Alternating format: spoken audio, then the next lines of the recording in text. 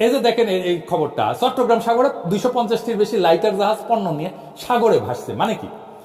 মানে হইতেছে যে সাগরে প্রায় 14,000-এর মতো লাইটার জাহাজ বিভিন্ন পণ্য, গম, ভুট্টা, চিনি, ভোজ্য তেল, ছোলা, খেজুর, ডাল, সয়াবিন, যা যা এই সমস্ত নিয়ে বাংলাদেশের বিভিন্ন অঞ্চলে ঘাটে পরিবহন করে থাকে।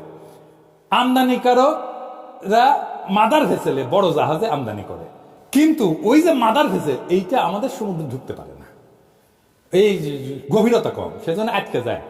সেজন্য ওইটা দূর সমুদ্রে এটা নোঙ্গর করে থাকে। তো ওই মাদার ভেসেল গুলা কুতুবদিয়া সহ চট্টগ্রাম শহরে বহিনগরে থাকে।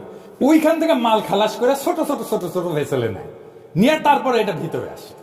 তো এই যে সিটি গ্রুপ, এসালম গ্রুপ, আবুল খায়ের গ্রুপ, বসুন্ধরা গ্রুপ তেল নামাইছে লাইটার জাহাজগুলোতে, কিন্তু খালাস না কইরা গত 1 মাসের বেশি সময় ধরে সাগরের বিভিন্ন পয়েন্টে, যেমন সন্দ্বীপ, হাতিয়া, ভাসানচর, হরিণাঘাট, এগুলো ভাসায় রাখছে।